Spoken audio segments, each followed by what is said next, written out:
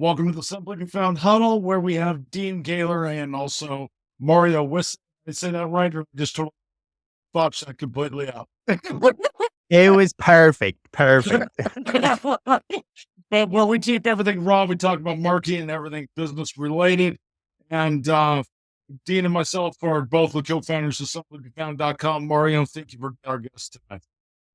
I'm super stoked, and you will see me. I'm not sitting down. I cannot talk and sit down. I have so much energy. I'm like Energizer Bunny. So you're gonna be see me moving like that a little bit. So that's okay. Excited to be here. We have to sit Rob in a chair, otherwise he paces like a tiger. When he talks. I go back and forth, but I also if you ever watch any of my videos, I normally have one of these on my hands for my expo markers. I'm constantly moving my hands until I keep my mind going instead of pacing. So my kids give me a lot of hell because if you look underneath my desk, every day I have to go through and pick all these up. Wow. I'll drop one and I'll grab another one and I'll drop one. It's like a fidget kind of a toy, something to play with. Yeah. Yeah. Exactly. Pretty much. So Mario, tell us about you and what you all have going on. Oh my goodness. I'm really glad that this podcast is 3 hours because there's a lot to share. I'm just kidding. I know we only have a few minutes. We go 3 hours. I'm okay with it. I got 3 hours. I don't know if our listeners will stay with us that long, but it sounds good to me. I love that you said that. Let me literally look at my calendar right now to see what it is. Okay, good. Now we still have time. You committed yourself. Now we're going to hold you to it. It's really an honor to actually be you guys on your podcast because one of the things that I learned about myself is my mom was an entrepreneur. She passed away a few years ago, and I'm an extension of her. And I have been working on creating You Inc., basically being my own brand. And I was, you probably saw in my profile that I was born and raised in Cairo, Egypt. And at the age of 17, 25 years ago, you can do the math now. How old am I? 40 something. Okay. I came to the US 25 years ago to simply learn the English language. It is amazing what happens when we really pursue our true deep interests. Because fast forward 25 years later, I worked in 12 different companies. I served in the US Navy. 5 years, I traveled Asia, obviously doing my communication research for over 17 years. I have been saying 17 years for the last 2 years. So now I think that's 19 years. It's amazing time. When we enjoy what we are doing, you guys, seriously, time does not exist. So fast forward 25 years later, I published 3 books in English, and they have been translated to other languages as well. I'm doing book tours in April, May, June, July of this year, touring North Africa, Middle East. I'm a keynote speaker for some events and some book signing, all this fun stuff, because I landed on a gold mine, a treasure of information about communication. And it turned out it is such high in demand globally. All I was trying to do at the beginning, you guys, is just work on myself. I did a lot of internal work. I'm still doing internal work until my last breath, nonstop evolving being. And what I'm doing is really a magnet to so many events. Yeah, okay, I keep it simple. I can go on and I'll keep it simple for now. So ask me a question. So we're talking communication. One of the biggest struggles we have with entrepreneurs and small businesses is they don't know how to tell their story or communicate. And that's why we're interested in what you do, because Rob, you agree with that on that. I mean, we talk about just talk about your business, and people just have a hard time expressing themselves in storytelling. Is that kind of what you're doing in communication then? Is the storytelling, or is it something a little different, or is it all encompassing for the whole thing? It is amazing how that I have discovered communication penetrates every single aspect in our lives. Business, relationship, when we are hanging out with someone or we're just spending time with ourselves, communication is a non-stop process. And I do not really believe when someone says, oh, I don't know how to tell stories. I actually do not believe that, because our mind is the greatest storyteller. The reality is, do we have the confidence to express that or not? And if someone might think, I don't have the confidence, or I don't know how to do it, well, let me share with you the following quote, which is one of my favorite because it really helps us to open up and share. The quote is, unexpressed expression causes depression. I'll say it Okay. again. Unexpressed expression causes depression. We are a communicating human being nonstop, 24/7, whether we want to or not. Even in our sleep, when we dream, that's actually communication.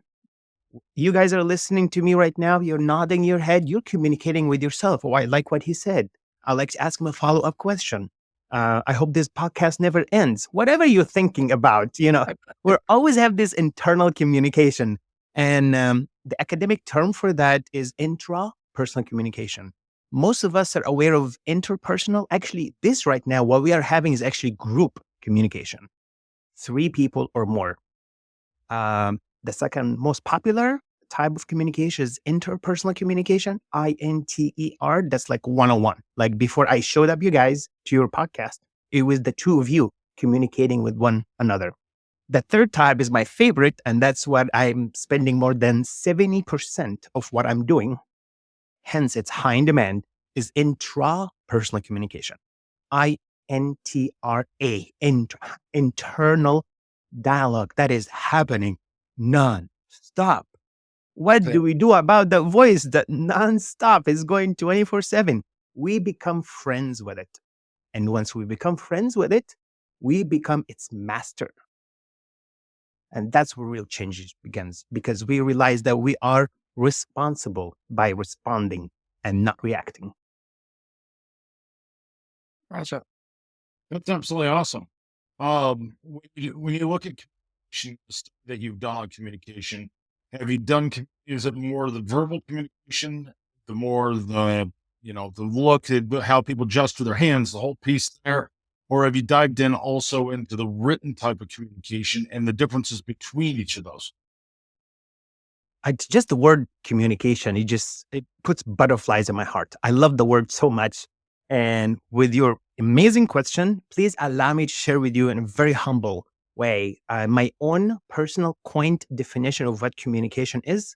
Because once I share this with you, everything else that we're going to talk about will make so much sense.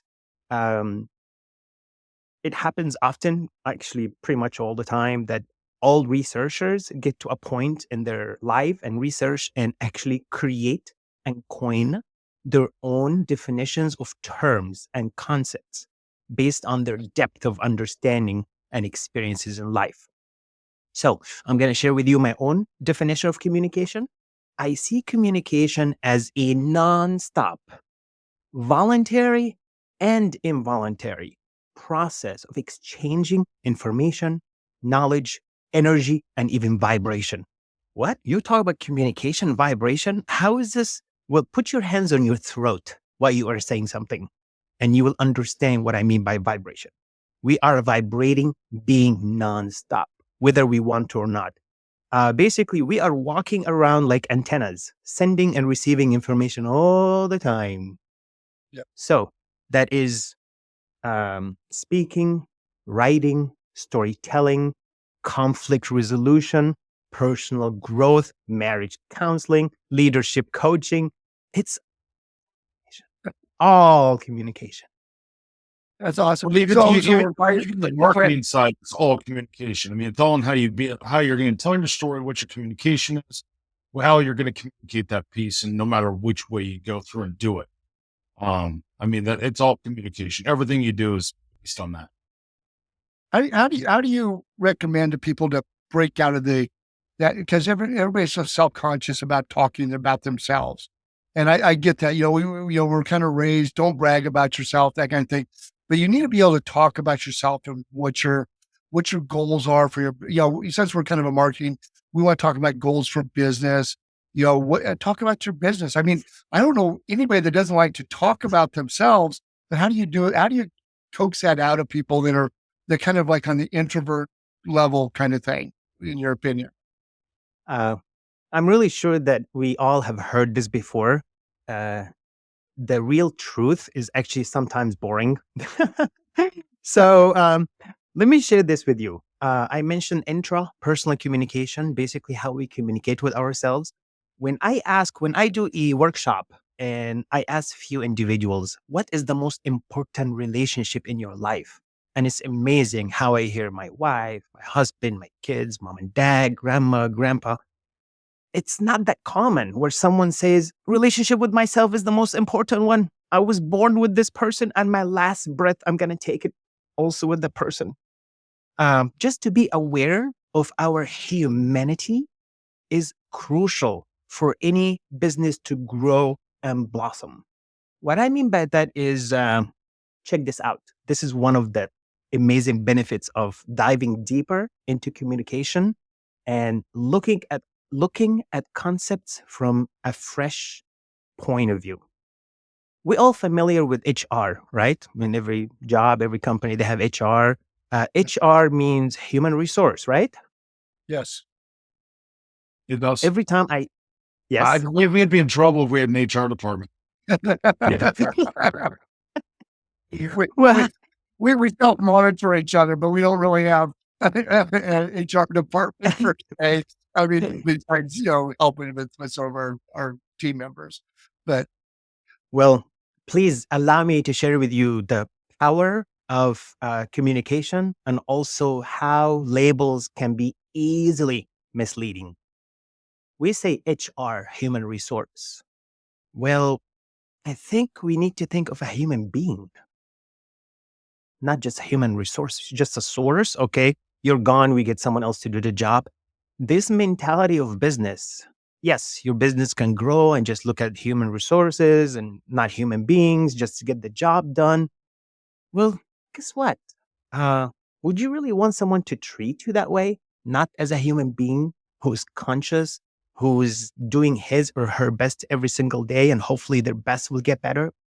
This simple labeling is a mind shifting ideas. And I want to make some space for you guys to put something out there. Ask me or comment on what I said. What do you think?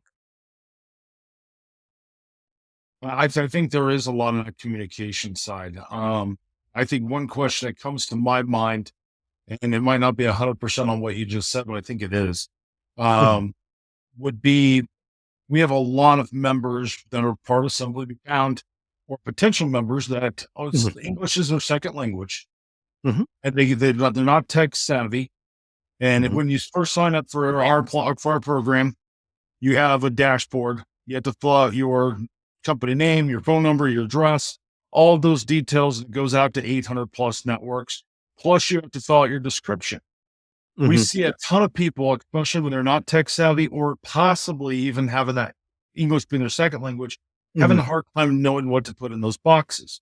One thing that we have a hard time communicating or that we've been trying to figure out, and I want your opinion on this, is how do you get them to feel comfortable to fill out the basics?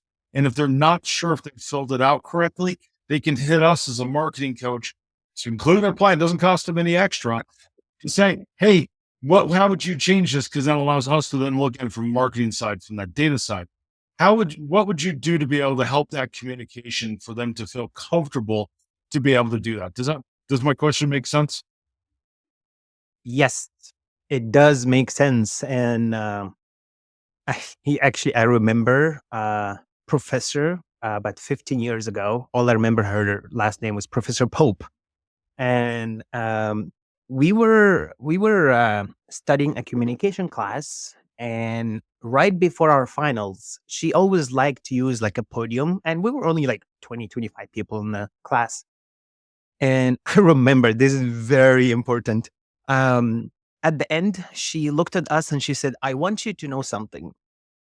No matter how skillful and eloquent you are with your communication style, how much you study, and how much you craft your sentences deliberately.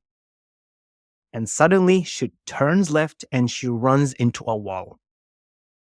Her point, literally, she really ran into the wall. And she was giving us an example that no matter how hard we try, some people, we cannot get through them. That was like, just, it's funny, obviously. I love to share that story. And every time I think about it, it's very, very important. Like, I think we say, like in the US, you can take the horse to the water, but you cannot make it drink. Does that sound about right? Yeah. Lead, it was kind of, I think it's lead a horse to water, but you can't force it Yes. to kind of thing. Yes. Yeah. Uh, But on that same point, what you're talking about is, you get to the end of a lecture or end of a talk, and they say, "Do you have any questions?" Everybody in the room has questions, but nobody's willing to raise their hand and go, you're worried about what other people are going to think, kind of thing. I think that's a really, I don't know why the American culture, or just people in general, I shouldn't just say Americans. I've never really been in other classrooms in other countries, but is that something that is an inhibition for human beings to say, I have a question, and they just don't want to make themselves seem like they're inadequate or don't understand? um, it's very, very important I need to share this with you. I do not believe much in life. I really don't. Very few things. And one of the things that I believe in is empowering communication. What is the opposite of empowering communication? Disempowering communication. As some people say, for us to know the light, we need to know the darkness, or sometimes feel happy. Sometimes we need to be not happy. Same thing.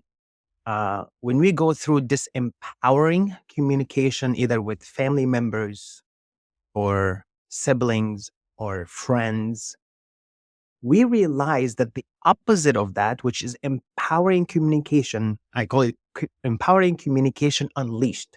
The most powerful voice you will ever hear is your own. I think we all familiar with the public speaking events that used to take place 20, 30 years ago, and you get hired because you're a motivational speaker. You inspire people. You empower them. Well, if I inspire and empower and motivate that when I motivate them, well, once I'm gone, well, who's motivating them? Who's inspiring them? Who's empowering them?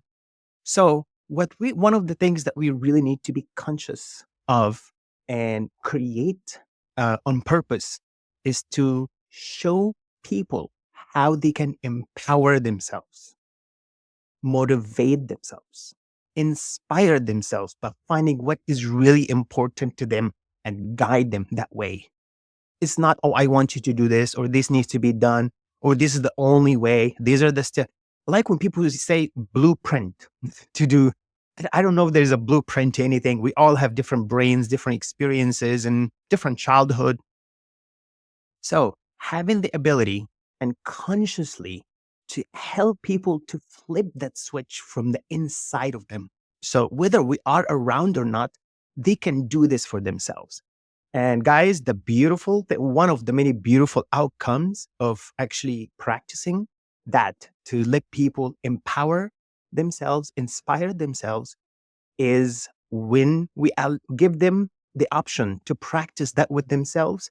Wherever they go, your presence subconsciously allows other people to do the same, to feel empowered, inspired, motivated. So here we go. Oh, I think one of the reasons being in there, and I like your approach on that, but I think one of the things why people aren't willing to ask questions is because it's a vulnerable state. And I think it's where you are inside of the world, people are vulnerable when they have to say, I don't know. There's a sense of feeling embarrassed. There's a sense of, what if I don't work correctly, especially when you're talking tech. So when we go into big conversations and we do big conversations of anything, and I have to be very cautious about using great big acronyms and all the different stuff that comes in, which granted, most of them I don't know. So it's very easy, but because I don't pay attention to any of that anyway. But when someone goes to ask a question, it becomes a vulnerable state, which then it goes back into that caveman sense of our entire makeup of the human race, and it's the survival skills.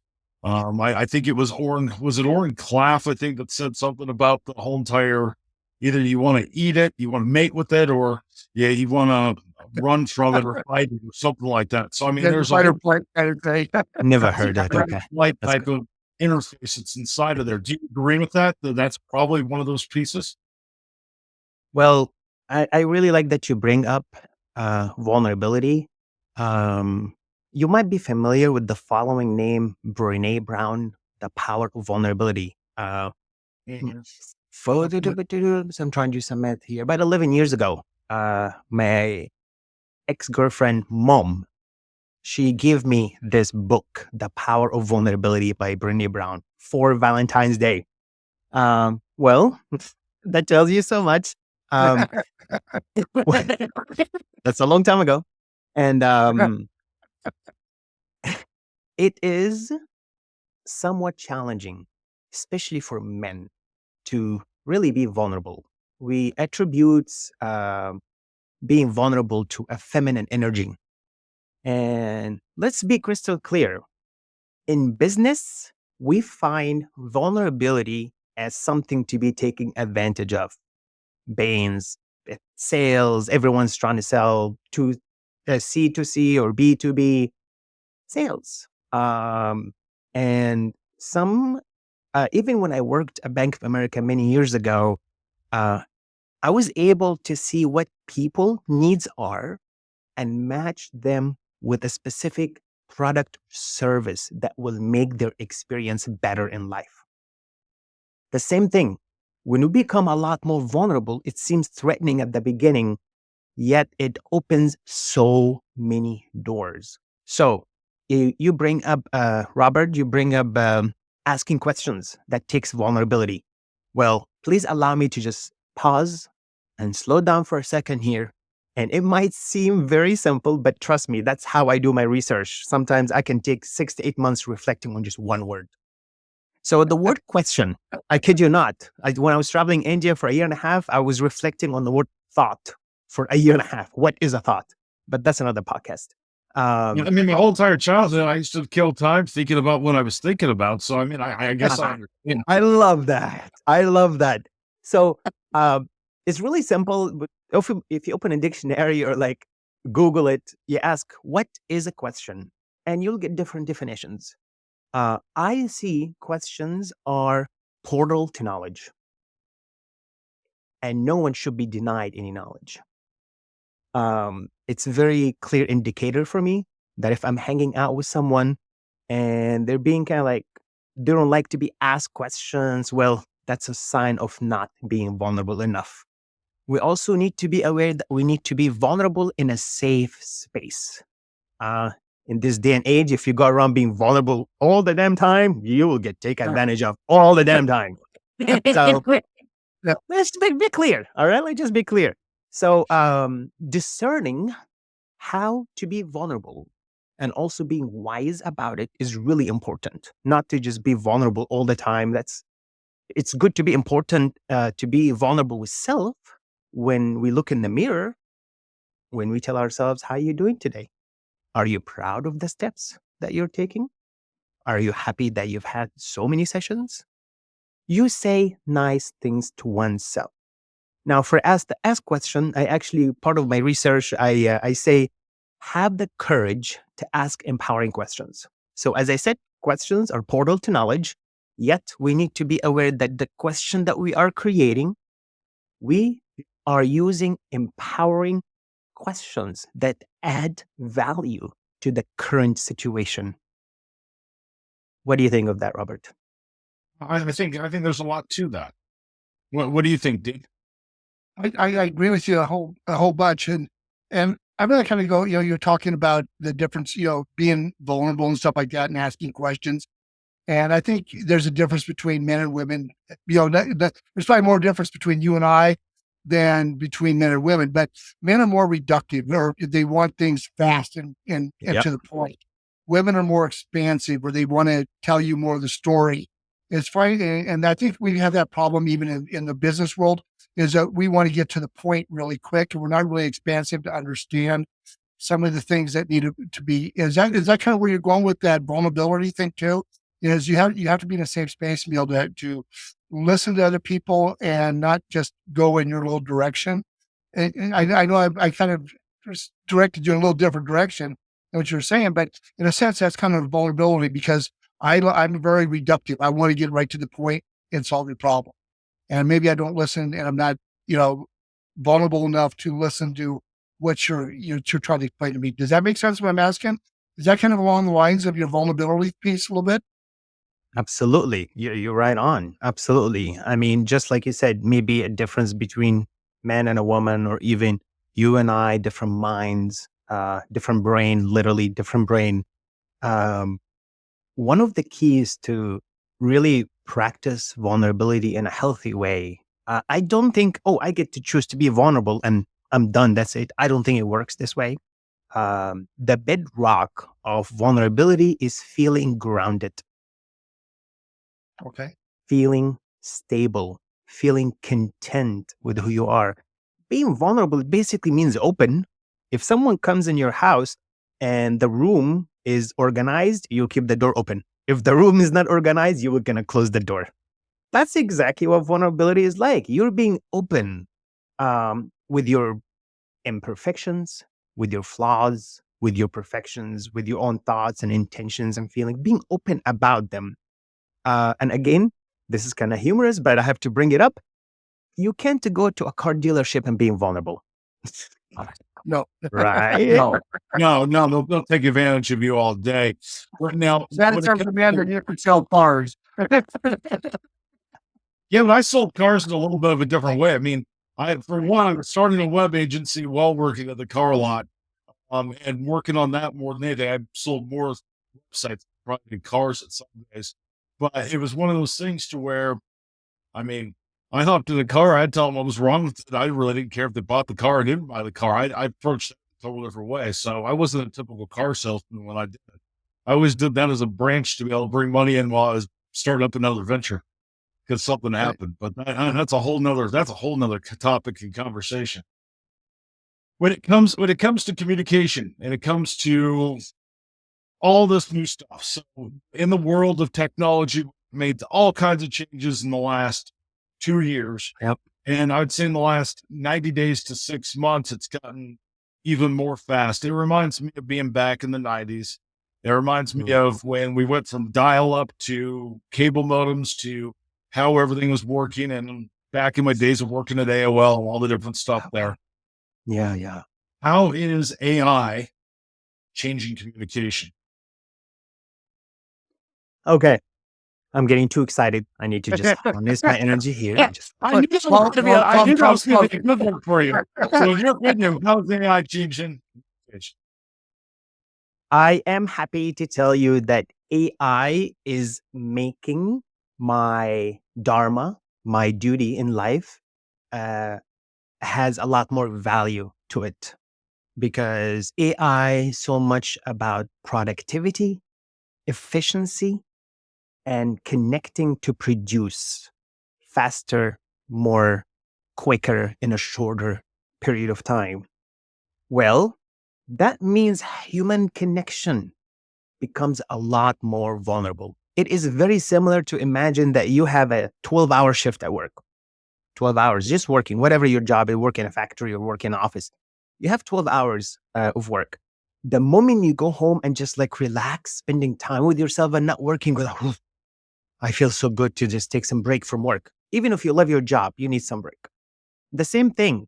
Look at us right now. How we met online on PopMatch and we're having this session. We're not even physically like, I don't even know you guys exactly on which side.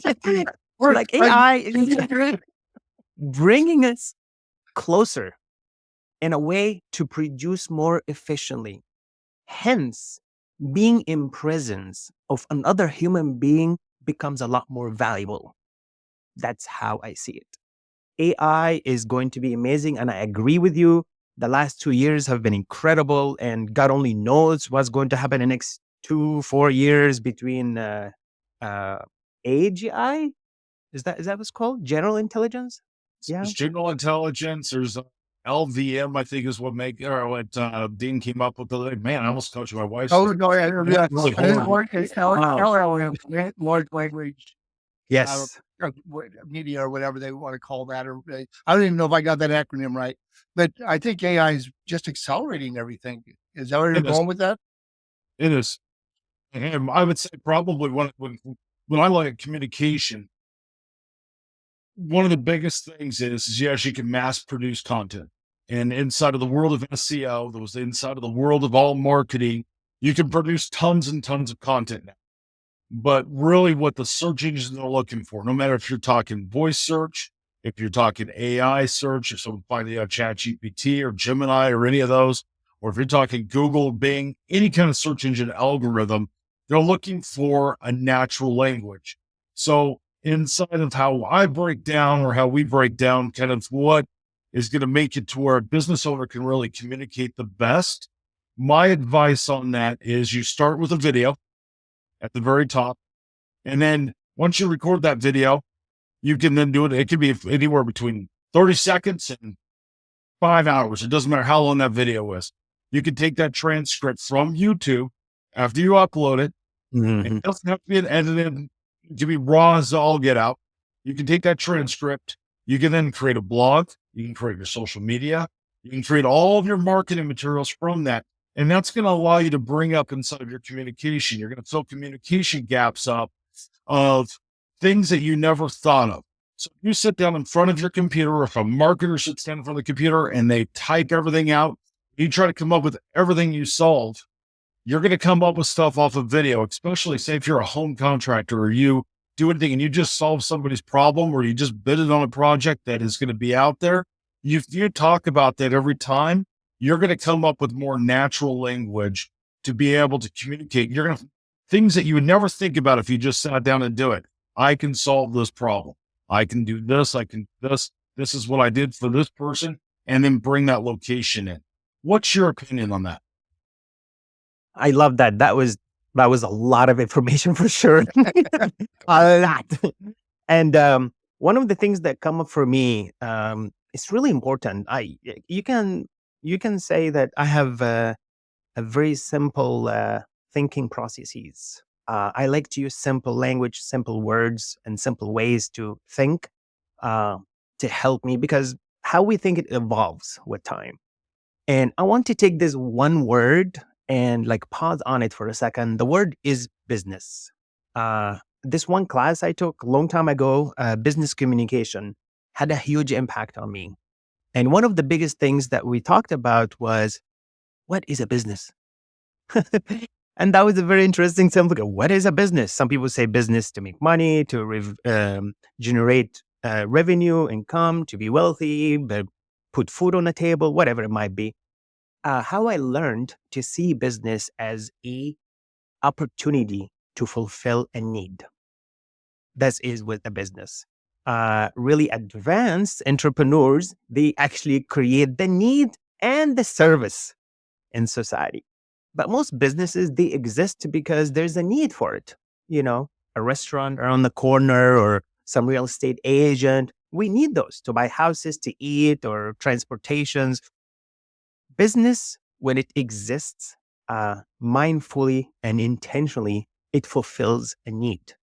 And with the AI, this is really similar to before we had cars, early 1900. I was not born. I promise you, I was not born in early 1900. But you know, we used to use horses before. We're all familiar with that. And when cars came along, it's like, oh, this is never gonna go anywhere. Okay, there is a need. And for us to be efficient in how we grow as a business and network and market with other people, AI is like a Hiroshima bomb. The impact it has. Like, for example, doing what I'm doing, I have averaged between 7 to like 10 podcasts every single day. Well, except Sunday. I take Sunday off. This is happening because of, yeah. Because I practice yoga on Sunday. That's why I'm becoming a yoga teacher. So I'm not that flexible. Honestly, I don't go as a host, as a guest. And I really appreciate what the host does, showing up, setting up the time, dedicating time for our session together, maybe editing later, maybe uploading. I really appreciate all that. And this is becoming a lot more efficient process with AI, just as you said, Robert, in terms of script, I really don't know how to do this yet, but I know some people, they say you can give the AI an image of you and it gets you like moving and speaking like it was you. Well, where do you It's think kind of this will take scary. us? I played with it. Where is this going to take us? This is like, um, and let's be clear, our minds will take some time to adapt. And the longer it takes us to adapt, the more advanced AI will be. It is incredible. Something like Podmatch, it's based on AI algorithm where it matches people and, setting the date on dashboard or rescheduling, or everyone has a profile, and technology is incredible. So being aware of that and realize that in a way, in a humble and mindful way, my own perception that we live in the best time of human history. Overall, I know there are horrible things that are happening around the globe. We hear the news. Yet over the biggest arch, we live in the best time of human history with technology, resources, AI that's unstoppable. And to harness this energy, that's what really helps us to grow and shine more in whatever business we get involved into. And I One, kind of agree on the AI piece. The human factor. I mean, we could probably research all the things and discover everything about you using AI with data points and everything. But this human factor, what we're doing right now, this communication on this podcast is really huge because people tune in and listen to this because it's people sharing ideas where it's something new and maybe different that AI is not going to come up with because our brains are different than what AI is, but AI is learning from us on what we're doing. So I think you got to be really careful not to depend solely on AI. You have to still bring the human factor back Absolutely. in. That's where I'm at with the AI. I use it all the time to help my business be more productive, but I still miss the interaction. And in fact, my other bit, I have another business, and they tell me I need to get away from the counter because I talk to the customers too long. And I really enjoy that, and I enjoy that communication with customers. And I think we as uh, in business, we kind of lose that factor of the human touch. well, I think we do. And if we look at how people are using AI, so you brought up the whole entire point, Mario, where you talked about how you could duplicate yourself and put yourself out there. There's things that it can't do. It's going to Mhm. emphasize inside of the world of natural language, where Mm. there's ways that we use the tone of our voice. Mhm. If we move things up, there's times that I put pauses, or you put pauses inside of conversations to be able to put it in there. Mhm. Hands gestures, things that you'll never get that the AI won't understand. So I've put things out there for the AI to be able to learn about me, and when it emphasizes on things I would never emphasize on, because it doesn't understand that piece. So there's still that human factor and where connection comes. So, for example, we brought up the whole video editing and how you can speed things up with AI. I like to keep things unfiltered, and raw, because the ums are okay, the pauses are okay. It's part of the human communication. It's not about having, a crystal clear. No one has a perfect communication skill whatsoever. Yes. Maybe politicians are really good at it, but really, I mean, it's all a bunch of shows. So, I mean, there's a whole piece there, but we're not going to go there. It's, Um, it's really good coaching, is what that is. lawyers are, I put lawyers in the same exact bucket, but You you guys, I don't know if you mentioned that word or it just came up for me now, but I remember I posted something on Facebook and LinkedIn a few months ago. And the post was actually really simple, where I posted a picture and I said, forget competition. Let's start a conversation. This is very simple sentence to make. Yet, oftentimes we see, I don't know if I can say oftentimes, but some businesses really think it's all about competition. And that's not really how we grow fast. It's how we collaborate, how we start a conversation, and how we're collaborating with AI is going to impact that a lot. And even in person collaboration, like us having a conversation, I guarantee you, a few months down the road, someone might listen to this podcast and hear a word or a sentence or a story, and it really changed their lives. So don't- when we create things that we really enjoy doing, and we collaborating with other people because we feel grounded, stable, secure, and in the meantime vulnerable, we create something beautiful. So, you talk about communication and A lot. sharing ideas. 50 years, I have a family business. It's 3 generations now. And when it first started, it was a lot of secrecy. Nobody wanted to share anything. And then in the 90s, with the .com thing, and when Rob started doing his marketing stuff, we started to share more ideas, more information came out there. And the industry has grown and has Mhm. improved. So as a consumer, because of communication and sharing ideas, we advance faster. And that's where Rob and I are with this. What we do with these tools is we know that it's out there. We just are trying to share with other businesses, help them to become more successful, and open a conversation. And we're starting to see some trend changes in the industry of marketing because of some of the things that we're doing. And that's really a great point that you made, that you have to still communicate, even though you're competitors. There's still things you can share with each other, and you still have enough business out there to still have your business, your needs, your services and products and stuff like that. So I think that's really important, that we understand that communication and not competition is always what has to happen out in business. Absolutely. Absolutely. As I'm listening to what you're sharing, I see under your video, I see co-founder Yes. of Simply Be Found. And it is such a simple sentence, and I love it because it is based on be first. That's one of the words I reflected on for a while. What does the word be mean? But I swear to you, I love to reflect. Robert's like, dude, your mind is like crazy. I don't think that. I mean, Jesus, Right, the naughty. right. That's it. When you say B to me, Mario, there's a communication thing. I raise bees. So if you said bee, I have my apiary that I have my bees in. So I like so that. how you're using it and how a word is used, and that's the problem with communication. Sometimes you may say a word, and for me, I went to my girls, my bees, not Hmm. be found. That be When you said that, so that's why the communication piece. But anyway, I'll let you get back to what your analysis of our name is. I love it. So No, it's actually it's really simple, and I love it. Be found, and often, sometimes we think like maybe someone else will find us, or will be found by organization or a channel or a podcast.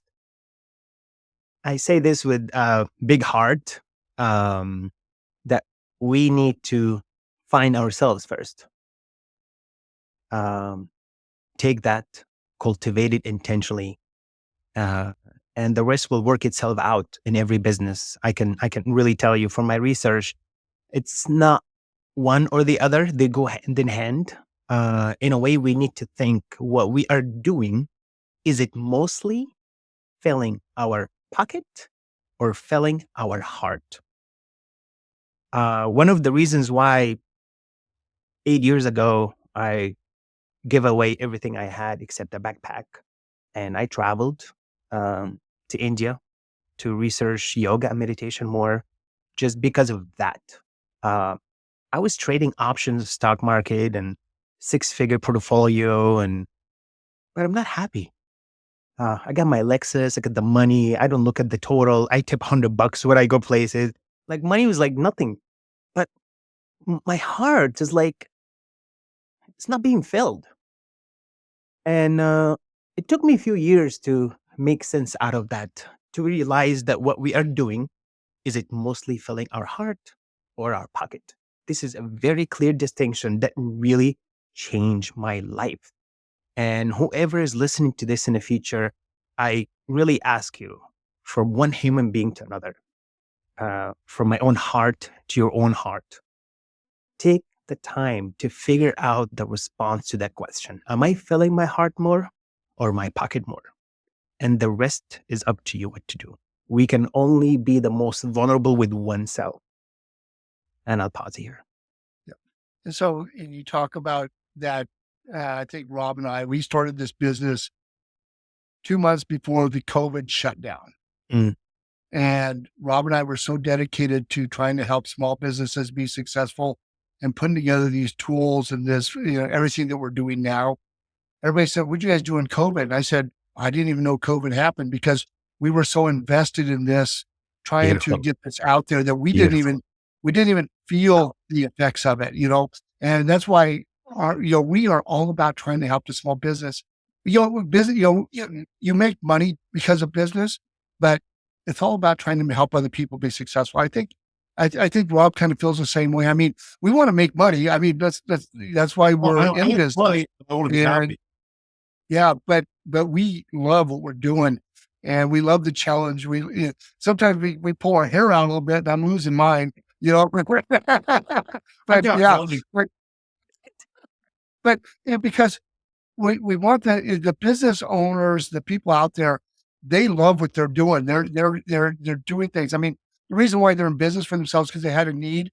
They've become really good at what they do, and it's trying to get them to understand and express themselves in a communication process so that they can be more successful with their business for whatever they're trying to achieve or their goals in life. And I agree with you. It starts out, you are really good at what you do and you're trying to expand it and share it with others. Did you kind of go with that a little bit? Absolutely. And I want to share something that's somewhat kind of like funny. And I think we might debate about this. But before I say anything, Robert, did you want to add something? No, go for it. Oh, come on, Rob. You always want to contribute. I'm good. I was just thinking about the whole entire piece of COVID. We really didn't realize COVID even happened. And we ended up getting rid of that whole piece of software that we ended up originally building and starting fresh because Google's dead as we know it. And we were really focused on Google. That's all I was thinking about. Like giving everything, it's like the story of giving everything away, Mario. I mean, it's one of those things where it's like, all right, we ended up having to start from scratch because what was working stopped working. So you had to pivot. I think small businesses and any business out there, if you're not pivoting, you'll never be able to move forward. That's what was going through my head. Okay. Thank you for sharing with us. Thank you. So, some people say sharing is caring. Actually, I think sharing is growing. And here's the funny part that I want to share with you. And please feel free to debate with me. I'm not much of a debater, but I know it brings up different ideas to different people. What if I was to tell you it's hard, cold truth that making money is illegal? It's illegal? Government makes money. What we do is we offer value and we get compensated for it. Yes. I'm sharing with us just a simple, quick example of how we use words and how we communicate. It really shapes our mind. But Can I share with you? Mario, Yes. So Mario, Yes. when we look at that, so you talked about the stock market, you talked about all that. So Mhm. I've had companies bought out by venture capital. A lot of my good friends are venture capitalists. None of them invested in us because I already know what they do to companies and I'm not interested. And they know I wouldn't put up with it. Another playbook, which you picked on Blue Book anyway. So there we go. We pulled that one out as well. But so my brain goes all kinds of different directions. I'm sure yours does when you say that as well, that, making money is illegal because it all depends on how you end up doing it. I mean, my brain goes all kinds of different directions. Some I can't even see. So there we go. So you kind of talk about making money. I was with a business. I used to be in the corporate world, and then I discovered that I'm a bit of a narcissist and I don't have respect for authority. So I needed to go out on my own. So that's why I became an entrepreneur because I really wanted to express myself, and pursue things. And that's how I ended up where I'm at. But I was with a company and they said, we need to come up with a, what do they call that? I just lost my train of thought. The corporate statement about a business, what they're trying to achieve. Vision, mission, value. Yeah, the mission statement. That's it. Thank Vision, you. mission. Yeah. And in that mission statement, they said to make money. I said, that's part of being a business. That's not part of the mission statement. That was in the Yeah. 80s. I made that comment. So, Yeah. Yeah. so Yeah. Yeah. it's what you're saying is not new. I think Yep. that with communications and podcasts and all these things like that, it's a chance for us to express ourselves, saying it's, making money is just part, you're in business to be compensated, if you will, by providing something. But Yeah. but it isn't the drive. I mean, making money isn't everything that you're all about. No, and where I would go with that, I would take that to where so to go from the statement of making money is illegal to Dean and all that stuff to the mission statement about money. Money's a byproduct. So if there's one thing I brought from the venture capital world is you can be hardcore. You can totally just go 500 miles an hour and you can destroy companies and build companies and do all that stuff. But if you're not happy, you're not going to be able to do it. Those guys, that's why they have if you look at Wall Street, that's why they have the drug problems. That's why they're hiring hookers and doing all the stuff Wall Street does. And people would be absolutely blown away if they never knew what Wall Street was like. Who has control over their cash, because it's crazy. But when you do something like what we've done with Simply Be Found, is you build something that solves a problem. We've built it for our other businesses to be able to solve that problem. And when you go into it to be able to help small businesses like what we did, obviously we can work with big, large corporations and everything as well, but you're creating a byproduct, and that byproduct happens to be money, because it takes money to survive, but it's a byproduct of being happy. Happy should be number one. Are you kind of saying the same thing, Dave? I am. I'm with Mario. I don't know if I'd want to go as far as saying it's illegal, but Well, it is if you try to make money. I enjoy traveling and seeing other people and stuff, but it takes cash to do that. I mean, I wish there was a way that we didn't have to depend on it, but it is a byproduct. Like, that's why we're in business, is to provide for ourselves, to provide sustenance, to be able to achieve your dreams and to be able to communicate like we're doing right now. But it causes, so the whole reason, correct me if I'm wrong, Mario, the whole reason you bring it up and ask is because it creates different pieces, and you get a different reaction from that for every single word. So the question is, did I react the way you thought I was going to react to that? Oh, brother, I do not have expectations. And if I have expectations, they're very flexible. I love that you bring this up, because honestly, have you guys ever heard a really cool definition of expectations? It's a premeditated resentment. I've always heard it sets you up for failure. Oh, that too. Wow, the language is amazing. What do you want to say, Dean? Oh no, I lost my train of thought. So how's that for communicating? No, I was going to say, but a lot going on. And Rob Legs on me, because I'm the senior partner in this group, in this trio. So, and my experiences are different than everybody else's, just like your experiences are different. And so one of the things that happens when people are listening to people, the expectations, they're so busy formulating their rebuttal, they're not listening to the person tomorrow. And then I find myself doing that too. I'm a human being, but I think when you talk about the rebuttal system or the responses like that, if you're not listening, and by you nodding your head, you're acknowledging you're listening to me. But then again, you're still formulating a response to my conversation, and that's part of the communication process. Wow. We definitely have some good synergy going on here. And please allow me to be clear about something.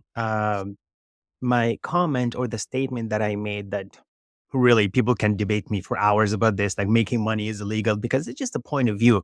And actually what I'm bringing up here is not necessarily like the concept of money. Once I realized that money, yes, it can make us happier, creates more comfort. It's absolutely true. But I'm also really aware that it is a colored piece of paper. Putting this to the side, I just really choosing my words carefully as I'm sharing this with you. And let me ask you this. Have you had a coworker who ever said, actions speak louder than words? Have you ever heard this before? Yeah. Sure. Actions speak louder than, well, get ready for this. Let's take it to another dimension. This is super Okay, exciting. I'm ready. When someone tells me actions speak louder than words, how are you making that statement? With words. Right. You make, you're making it with words and you're trying to create an action by making that statement. So you have two pieces to that. So the words are creating an action. It's like If you what will. came first, the chicken or the egg?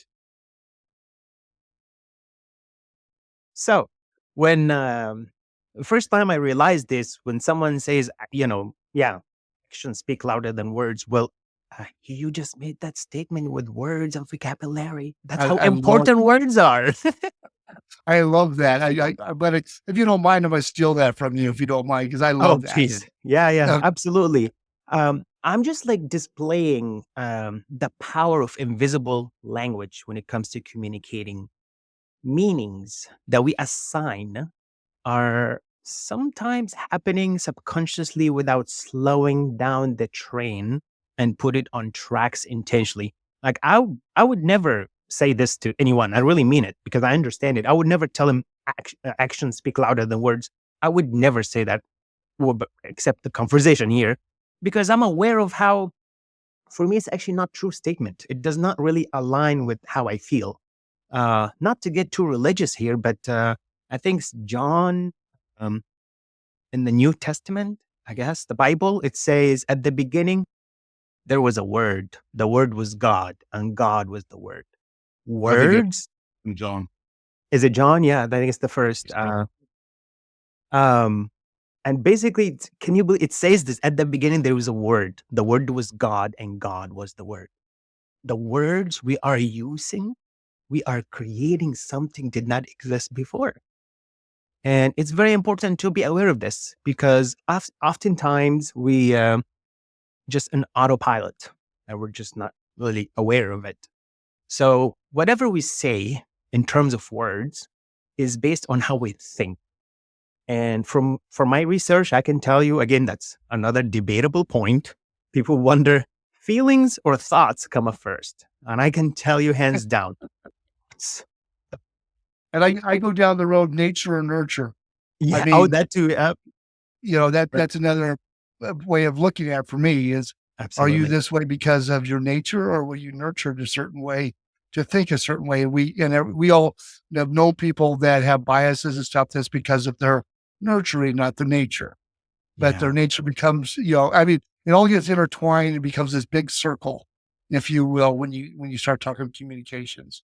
Well, when you're talking communications, we're going into the whole entire words and actions. Words actually are what cause the actions.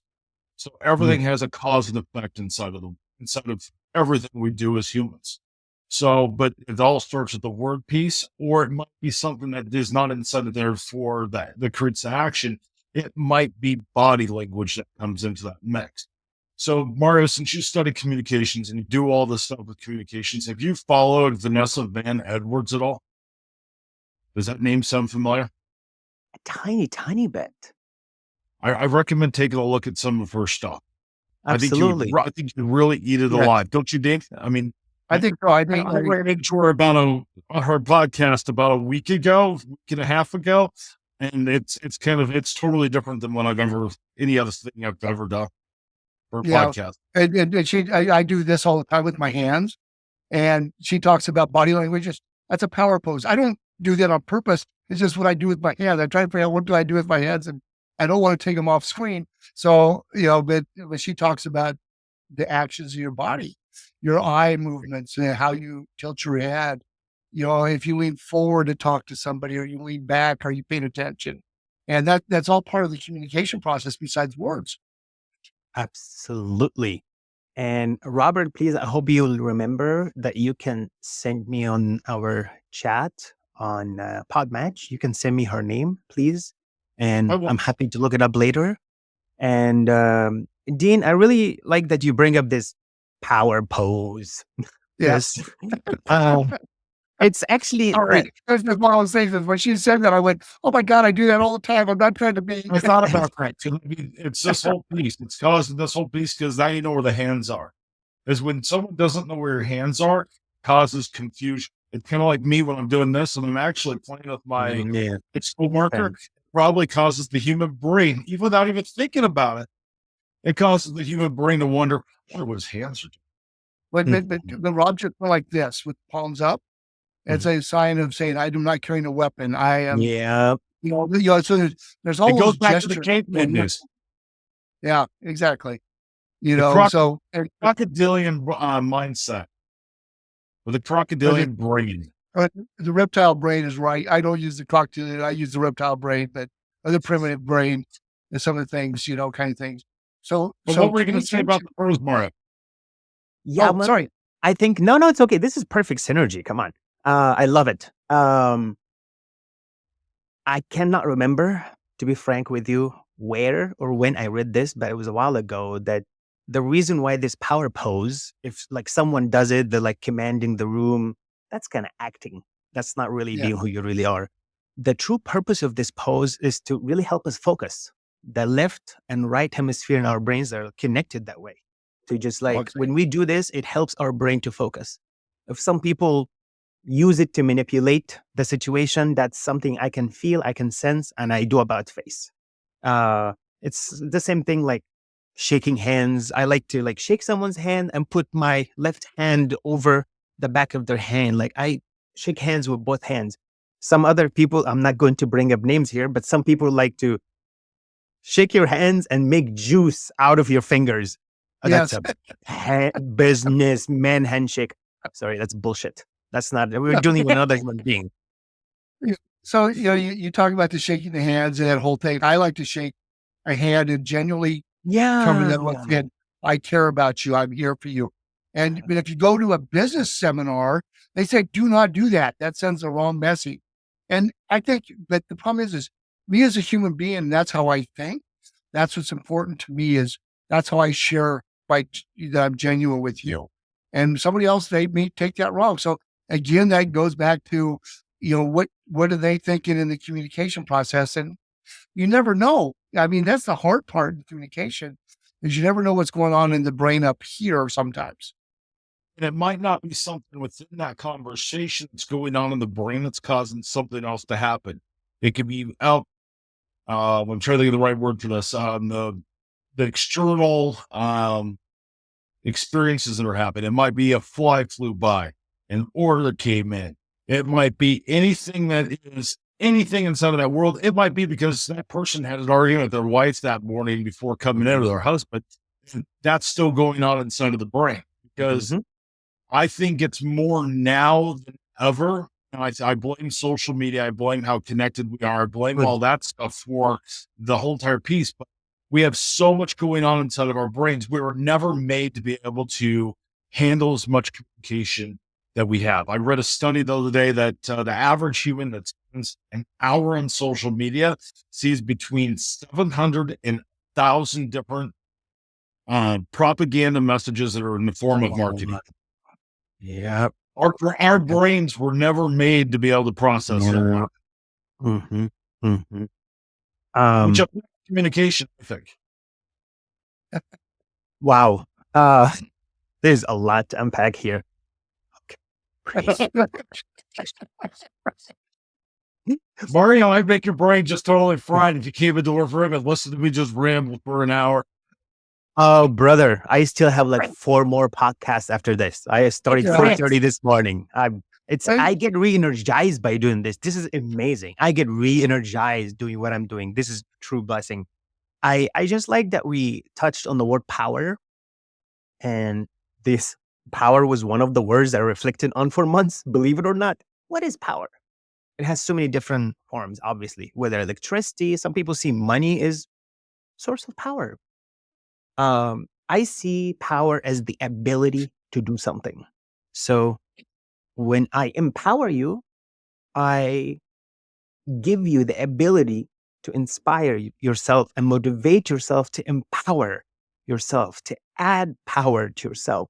It's very interesting when we see, have you ever heard this quote? Well, it's an idea where they say people who are seeking power, they are the ones that should not have it.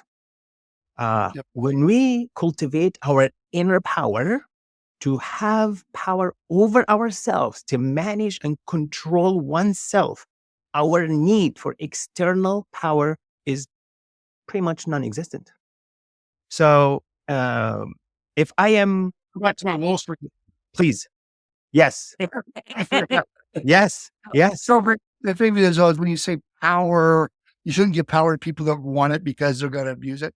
Is it because they want to control? That's where I go when you say that, power is one thing, but power to control is another. And they kind of, it depends on how you use power. And it gets me really obtuse. Not obtuse, that isn't the word I'm looking for. A good word. What's the word? I don't know. But it gets really, gets really out there a little bit about what is it that, that is the whole inner thought process is what is it that you want as a human being?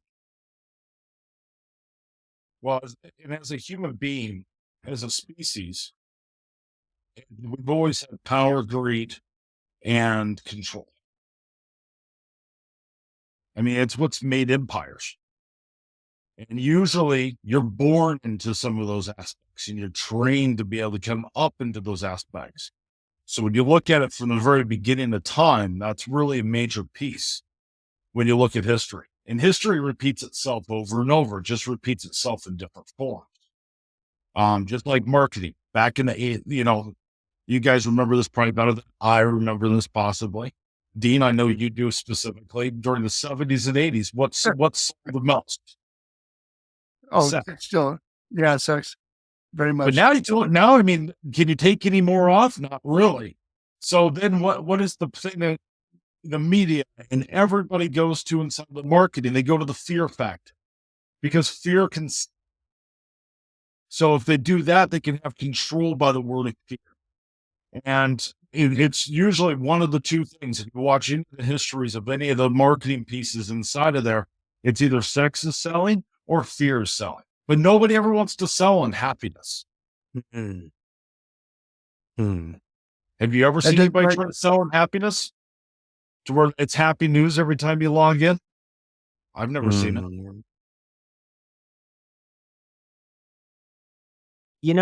When sometimes you're having a conversation with someone else and you ask them like, what is it that you need from life? And you might hear the following answer: I want inner peace. Okay. If the person was feeling inner peace, do you think they're going to ask for it? The reason why they're asking for it because they are not feeling it. This is really similar to power. I want some power. I want some power. Well, you want power because you are not feeling your inner power. That is what I mean. We are also fulfilling our gaps, our holes, our voids within us by wanting those things from the outside: power, control, the riches, and all that. When we realize that we have it within us, the external validation becomes unnecessary. Or to even have actual power and control from the outside, it becomes secondary because I got it from the inside. And as I'm saying this with you, I remembered over 20 years ago when I heard it and stuck with me. People on stages, business owners, and the ones who are content and happy with what they are doing. One, they're actually not doing it for money. They just love doing it so much. People can see and they appreciate them by compensating for it. Two, the statement was, whenever you find your it, there's no turning back. And I really always wondered what that means for such a long time. I kid you not, about 10 years ago, I really wonder what the word it means. And I know it sounds like it's a theme park up here. I really wonder what is. So if, let's say you meet someone, a friend of yours, a woman who was pregnant, and you might ask, when is it due? Your coworker comes back from a vacation and you might ask him, how did it go? Or you might meet someone in the elevator and you ask him, hey, how is it going? the common thread from all those questions that seems to be confusing you is the word it. What is it do? How is it going? How did it go? How was it? We're talking about a human being who's not born yet. We're talking about the situation. We're talking about the day. How is it going? It. So what really is it? So what I did 10 years ago, I printed the word it like 25 times, different font, different color, because I realized that everything is it, starts as an it. Then we start to add more labels on it to create more clarity. The reason why when you and I see a red fruit that looks like an apple, we call it apple because that's how we were programmed from young age. But actually, do you really think a dog or a cat see an apple as an apple? No, they just see it as fruit, as it. Don't even see it as fruit, but they see it as an it. So Something like when eat, it's not going to kill me. So you go back to that crocodilian brain. probably, yeah, and obviously more specifically with dogs, they can smell and. Right. But the thing So that you I use your want to, senses. yeah, the thing that I want to bring up here is when someone says once you find your it, there's no turning back. Is that you cultivate that it from within, which basically your duty in life, your dharma. I think we're familiar with the word karma. We all hear the word karma. Karma, it's Sanskrit word and it literally means action. That's all. Action, reaction. That's why they say, you have your own karma when you do things. The word dharma is another Sanskrit word and it means your duty, your purpose. Why do you even exist? And I remember this book, Man Searching for Meaning. I'm sure that's a very popular book I read about 5 years ago. We are always creating meaning every single day. And we're either doing this consciously, deliberately, or subconsciously and mindlessly. I'll pause Much- here. And we talk about Dharma as we go through our journey in life, because I'm a little older than you guys. My journey's a little different. My duty has changed from when I was in my 20s. Mm-hmm. And and I think that's one of the things that, as business, I kind of go back to the business thing, same thing. I mean, there's an evolutionary process of what your duty is or what you're trying to accomplish changes true. depending on your new experiences, your external factors. Yep. That all affects how your duty changes. I mean, what I was responsible to do when my children were little, my duty was different than it is now that my children are young adults, kind of thing. So it changes, but I love that terminology, dharma, versus I like that duty piece. Thank you. I like that as well. Yeah, I mean, it goes into the same concept of certain people come into your life at certain times because you need that person. There's an energy to everything. Everything in life has an energy to it, and it brings that all the way in. And you do what you have to for survival, and B, to find happiness inside of everything that's inside there. That's my opinion anyway. I love both sharings and you guys like giving me great ideas and many concepts that I'm reflecting on right now. And That's what we do best. We make your brain go, poof. Like, what's that? Where are these two flies? I mean, we'll come out of right field, if you will, using a baseball terminology, and just go, you say something. And what you said was very reflective for me. And then we turn around and give you something else. And that, once again, it's that sharing of ideas and the growth process of communication. And it's all about experiences that you bring to the table, because your experience, Mario, are different than Dean's versus mine, and how you relate to something. And words could be the same way, actions could be the same way. It's why I love marketing so much, because you can take one word and put it on a screen, and if you mix it with another word, it's going to mean something different to you than it does Dean versus the next person can expand out. To be frank with you, going back in time, let's say about 10 years ago or 15 years ago, I actually never imagined that I would be doing what I'm doing right now, travel the world and speak about communication, empowering communication. active listening, the primary keys to solve any conflict that comes up, how to reduce the chances of creating any misunderstanding. I did not know that is what I could be doing 10 years later.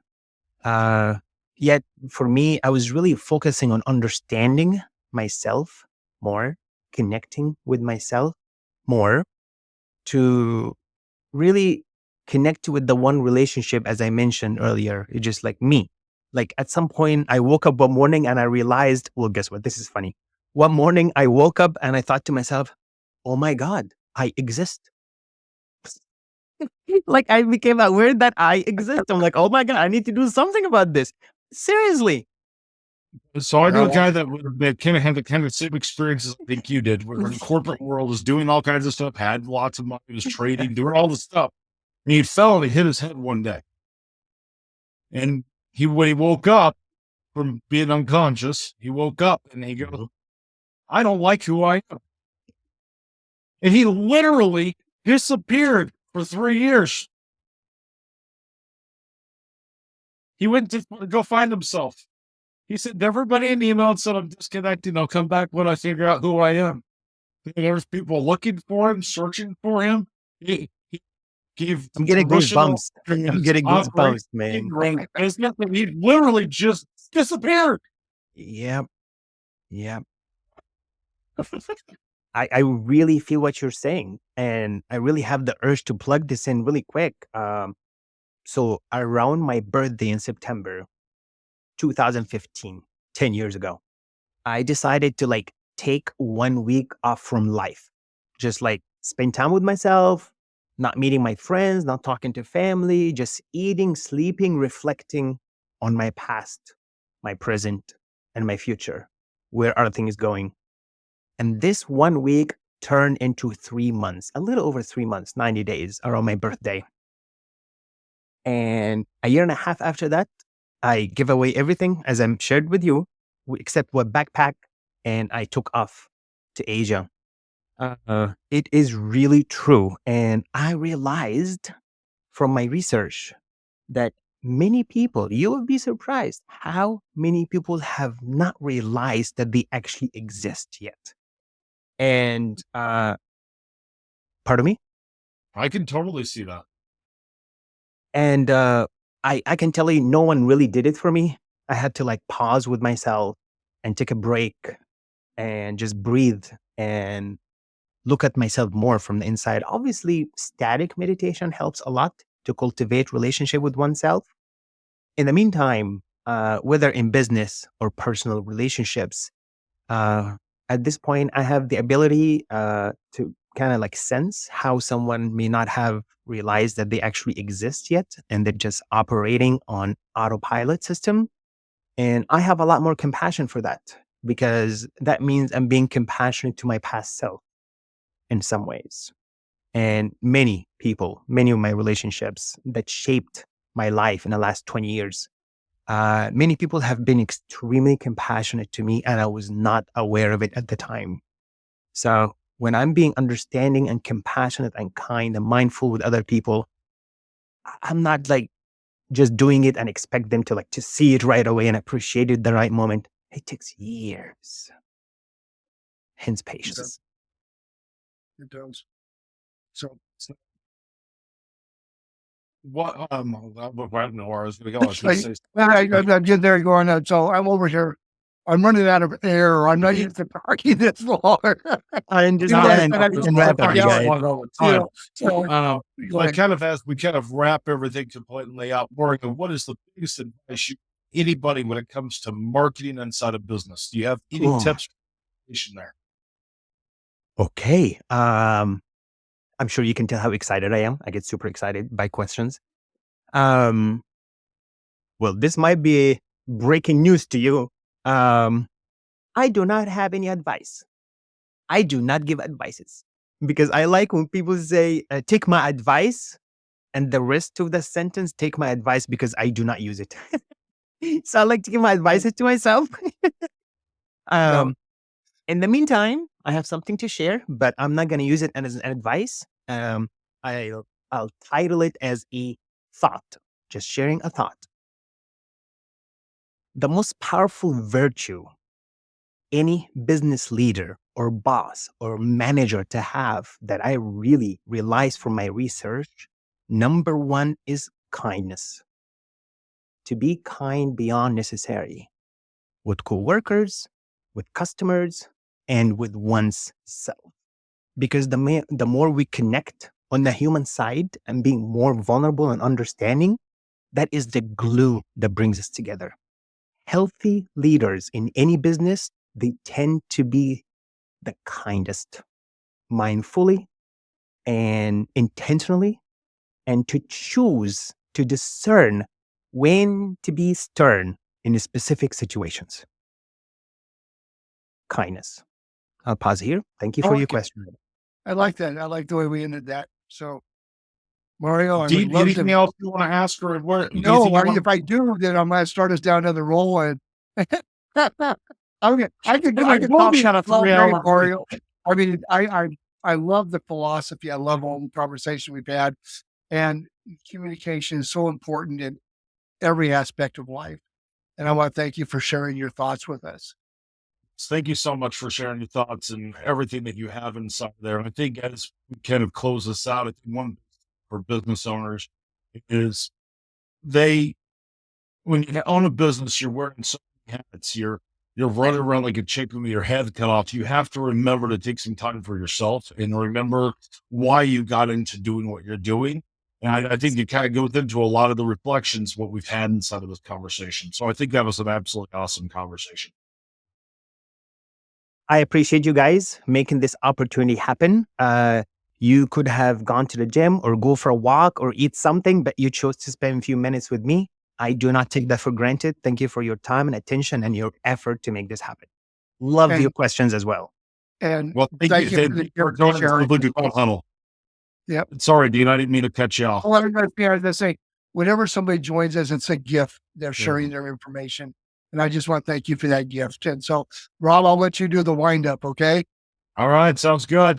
Thanks for joining. If you guys have not checked us out, come visit us at simplybefound.com. Make sure you subscribe to us, however the heck you're listening to this podcast.